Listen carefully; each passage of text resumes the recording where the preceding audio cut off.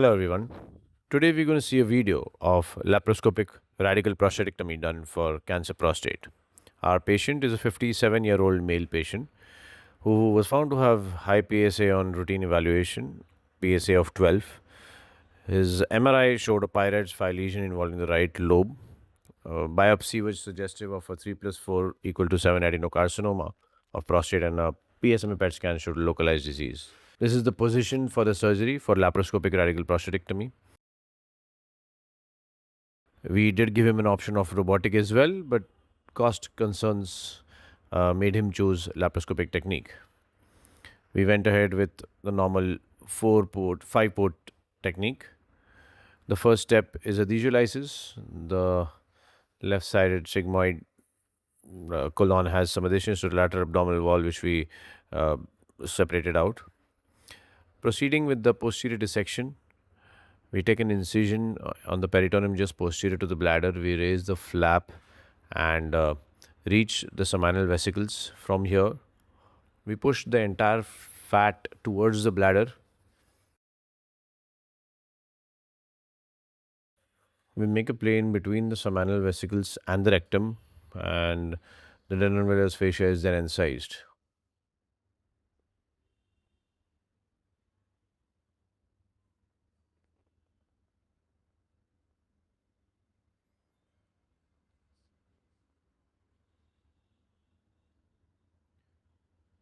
So we are incising the denominators fascia. You can see the perirectal fat.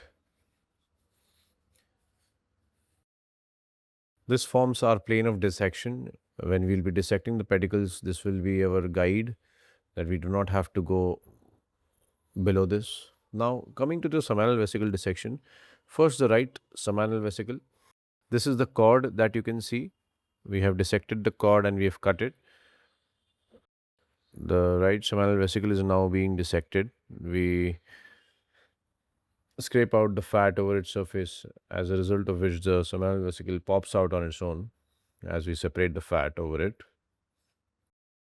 Similarly, coming to the left sided seminal vesicle, first the cord is cut and then the seminal vesicle is separated from the surrounding structures.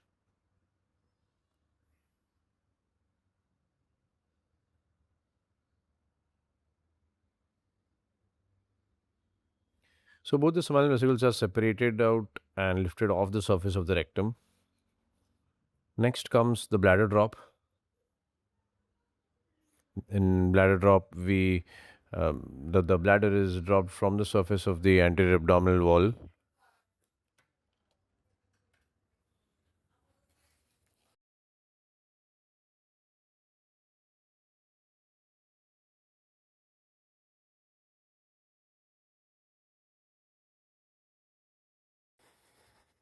Bladder is dissected from all sides. This is the pre-prostatic fat. We prefer to remove the pre-prostatic fat, and we also send it for histopaths. Sometimes it is known to have some lymph nodes in it, and there have been instances, we have encountered two such instances where the pre-prostatic fat has had lymph nodes. We are cutting the endopelvic fascia now on the left side. So we can see the lateral surface of the prostate very clearly, and just lateral to it is the levator muscle. These are the puboprostatic ligaments. Similarly, on the right side as well, we are cutting the endopelvic fascia.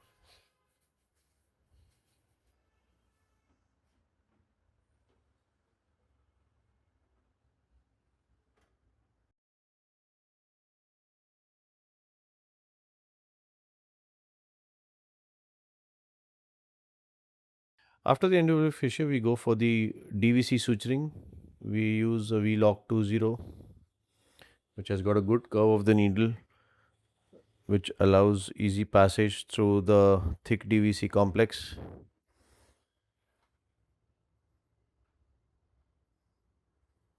We take around 3 throws, and the DVC as a result is ligated. There is always some amount of bleeding during this step, which eventually stops. We increase the pressure of pneumoperitoneum up to 18 in this step.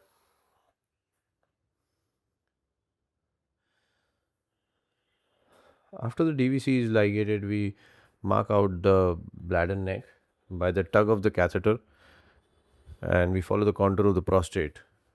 We prefer doing a bladder neck sparing procedure. The bladder neck is incised in the center and we go laterally slowly. We are slightly more on the bladder neck side just to be sure about the margin. So here we can see the catheter in the center. Once the catheter is seen,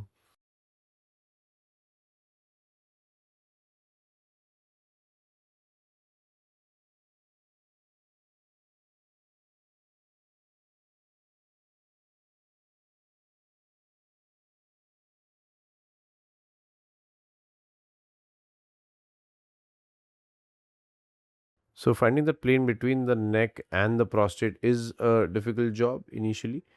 And as the curve of the instrument doesn't allow us to go directly 90 degrees down, it is a bit slightly challenging, although it becomes quite easy in a robotic case. So we keep checking the thickness of the bladder neck. Sometimes we may form a buttonhole and we may enter the bladder neck from behind.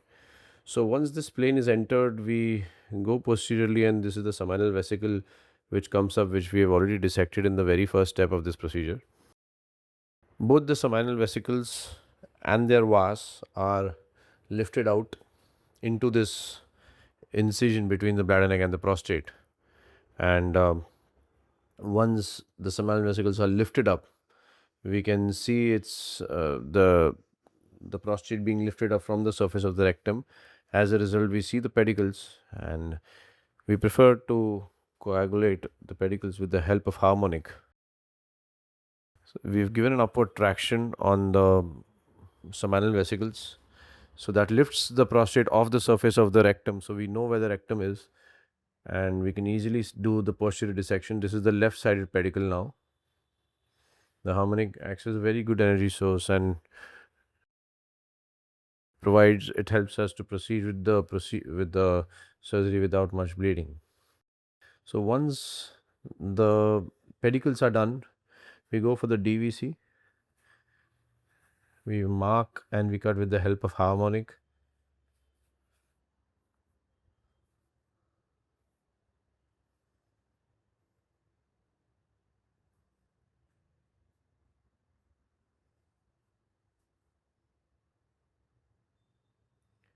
So we can see the urethra in the center, some tissue of DVC over it.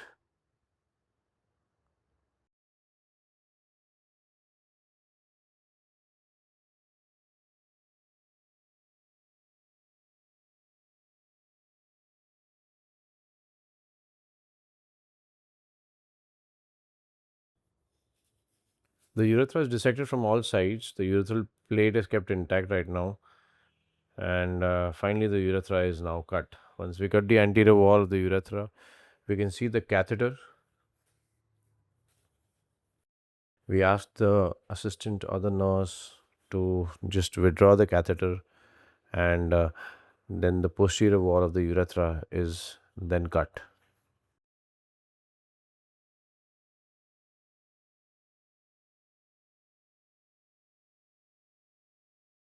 So after cutting the posterior wall, this plate is cut and the prostate is now separated out. It is kept aside for later bagging of the specimen. We give a wash and we just check if there's any bleeders. We don't find any particular bleeders, so we go ahead with the Rocco stitch. We're taking in the Rocco stitch here with a Stratafix 30 needle, the end of which we have put a knot, so we don't have to take a knot intracorporeally. One stitch from the bladder neck end and one from the posterior urethral plate, another from the bladder neck and another from the posterior urethral plate. So this helps the bladder to move near the urethra, and it avoids tension over the future vesicourethral anastomosis. You can see how the bladder is being drawn towards the urethra in this case. This also helps in continence as per studies. Now coming to the vesicourethral anastomosis, we take V-lock 30 and in the center we tie a knot. Both of them are tied in the center. It's like a double arm needle. Both the needles we take a stitch at 6 o'clock. So one of them we continue the anastomosis from 6 to 12 on the left side, and the other needle, with the help of that, we go 6 to 12 from the right side. Of course, suturing is a task in laparoscopy. With experience, you can manage that well as well.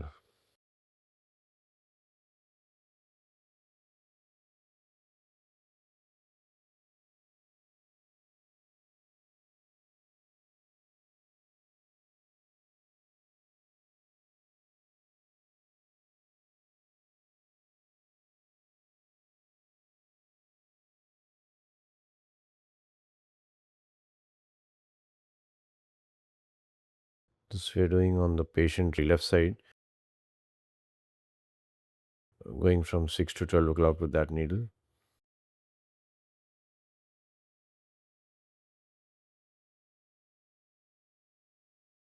Similarly, now on the right side of the patient, using the other needle, we go from 6 to 12 o'clock.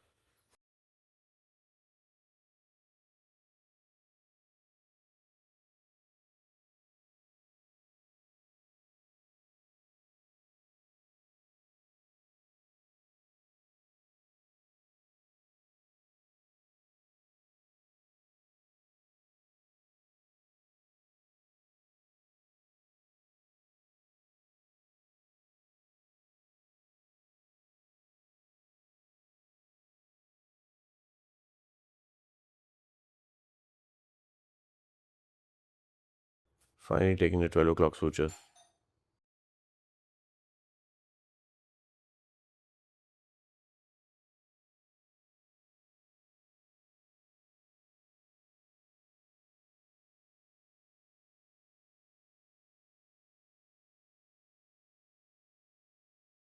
Taking the last few sutures now over the bladder neck.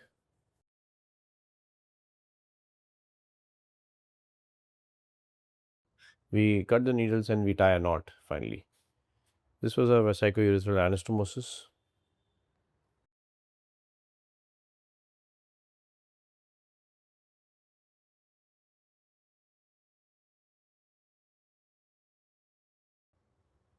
Finally, we bag the specimen which was kept in the left iliac fossa. We make a bag, and then finally the bag, the specimen is placed inside the bag.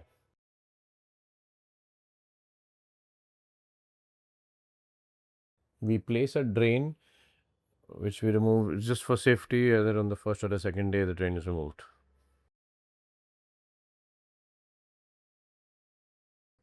This is our final specimen, and this is the final appearance after 2 weeks, that is after suture removal. In a post-operative course, on the first day he was mobilized and liquids were started. The drain was removed on the second day, following which soft diet was started, and after passage of stool he was discharged on day 4. On the 10th day, catheter was removed, and he has been totally continent since then, from the very first day itself. The final histopathology showed a prostatic adenocarcinoma of the Gleason score 3 plus 4 equal to 7. All margins negative.